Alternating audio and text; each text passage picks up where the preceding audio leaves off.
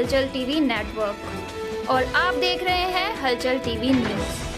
हर हलचल पर नजर, हर हलचल की खबर। नमस्कार दर्शक मित्रों, हलचल टीवी न्यूज़ में आपનું હાર્દિક સ્વાગત છે। ભાઈ કાકા યુનિવર્સિટી કરમસદ ખાતે આણંદ જિલ્લાના સાંસદ મિતેશભાઈ પટેલનું સન્માન કરવામાં આવ્યું।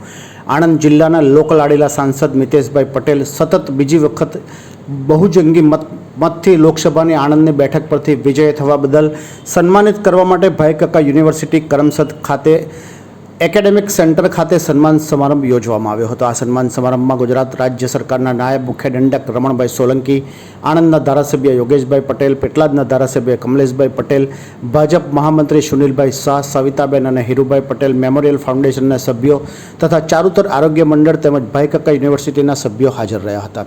આ ઉપરાંત આ સમારંભમાં ચારુતર આરોગ્ય મંડળના અધ્યક્ષ અતુલભાઈ પટેલ, માનદ મંત્રી અમિતભાઈ પટેલ, ભૂતપૂર્વ માનદ મંત્રી જાગૃતભાઈ ભટ્ટ, ભાઈ કાકા યુનિવર્સિટીના પ્રોવોસ્ટ ડૉક્ટર ઉત્પલા ખારોડ, યુનિવર્સિટીના registrar doctor Jyoti Tiwari, Pramukh Swami medical કોલેજના dean doctor Himanshu Pandya, Bhai Kaka university સંચાલિત શૈક્ષણિક સંસ્થાઓના આચાર્યો, શ્રી કૃષ્ણ હોસ્પિટલ કરમસદના medical superintendent doctor Jitesh Desai અને સ્ટાફ હાજર રહ્યા હતા।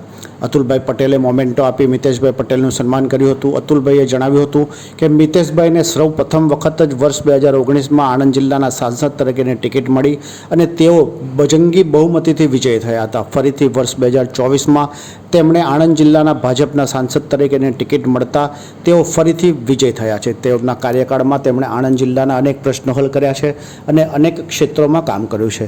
તેમણે વધુમાં જણાવ્યું હતું કે મિતેશભાઈ ચારુતર આરોગ્ય મંડળ સાથે ઘણા વર્ષોથી જોડાયેલા છે અને સમયાંતરે મંડળના પ્રશ્નોની ગાંધીનગર અને દિલ્હી સુધી રજૂઆત કરેલી છે।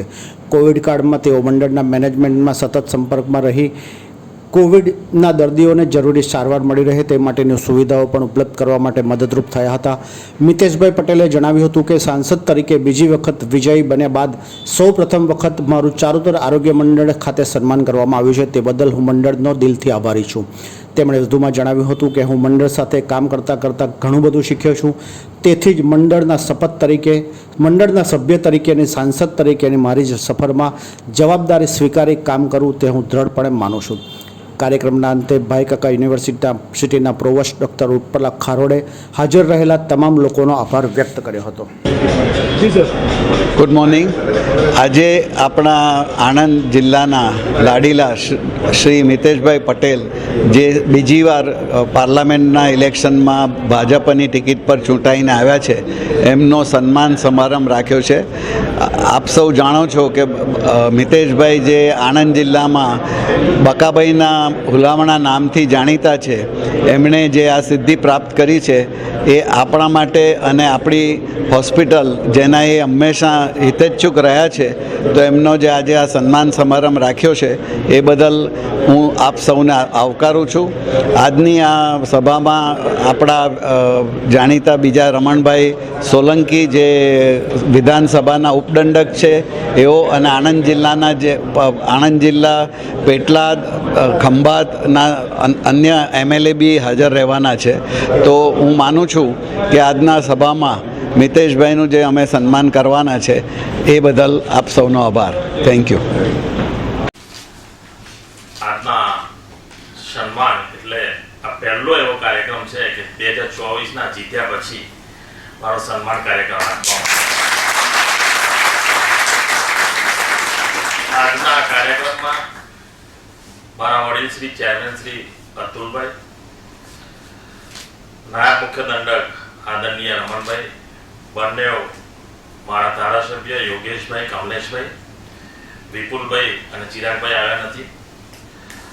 મારી સાથે આ મંડળના ટ્રસ્ટીગણમાં સર્વ વડીલશ્રીઓ, આ યુનિવર્સિટીના સૌ ફેમિલીના મેમ્બરશ્રી, ડૉક્ટર્સ, આમ તો કહું તો આ ટ્રસ્ટ જોડે ઘણા લાંબા સમયથી જોડાયેલો છું અને મેમ્બર ઓફ પાર્લામેન્ટ બનતા પહેલાં જ્યારે આ ટ્રસ્ટની મિટિંગ હોય અને સર્વ વડીલશ્રીઓના માર્ગદર્શન હેઠળ એમને ઘણું બધું મને શીખવાડ્યું છે, અહીંયાથી ઘણું બધું શીખવાનું મળ્યું છે, ત્યારે હું આ સ્તર પર મેમ્બર ઓફ પાર્લામેન્ટ સુધી પહોંચ્યો છું।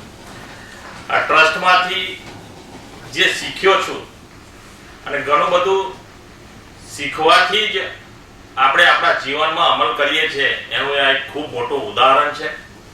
હમણાં અતુલભાઈએ કહ્યું કે કોવિડમાં આ કામ કર્યા, પરંતુ એક મારી જવાબદારી છે, જવાબદારી નિષ્ઠાથી નિભાવવાની. એ દરેક ચૂંટાયેલા પ્રતિનિધિની જવાબદારી આવે છે, જવાબદારીને નિભાવવાની, કામ કરવાની. આપ સૌએ મને જ્યારે જવાબદારી સોંપી હોય તો એ જવાબદારી દરેકે જ નિભાવવી જોઈએ.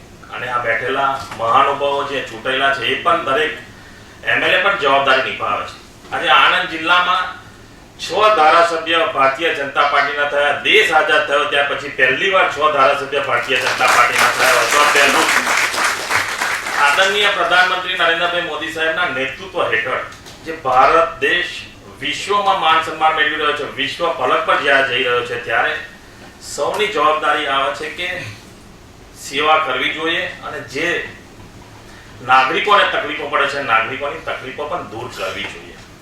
ગઈકાલે જ આદરણીય મુખ્યમંત્રી સહરસા મુકામે આવ્યા હતા ત્યારે ઘણા બધા નાગરિકોએ એમનો રોષ ઠાલવ્યો. આપણને પણ ખબર છે કે જ્યારે અધિકારી કામ ના કરતા હોય અને જ્યારે મુખ્યમંત્રીને પહેલી વાર એવું જોયું કે ફક્ત સંવાદ કર્યો અને 23 નાગરિકો જોડે ફક્ત સંવાદ કર્યો, કોઈ ભાષણ નહીં, કોઈ કશું નહીં. જેવા સ્ટેજ ઉપર ગયા કોઈ એમનું વેલકમ નહીં, સીધું માઇક લીધું અને કહ્યું જનતાને કે ભાઈ તમારે જે રજૂઆત કરી હોય ઓપનમાં કરો, કોઈ રોકટોક વગર કરો. એટલે એમને ખ્યાલ આવે કે ભાઈ અહીંયા જનતાને શું તકલીફ પડે છે. આવા મુખ્યમંત્રી મળ્યા હોય તો મેં પહેલી વાર એવું જોયું કે એમને જનતાની સાંભળી અને એવું કીધું પણ ખરું કે જો ચા કરતા કિતલીઓ ગરમ છે તો એમને હવે સાવચેત થવાની જરૂર છે. એવું સ્ટેજ પરથી સાહેબે ગઈકાલે મુખ્યમંત્રીએ કહ્યું ને એનું મીડિયામાં પણ ખૂબ ચાલ્યું છે.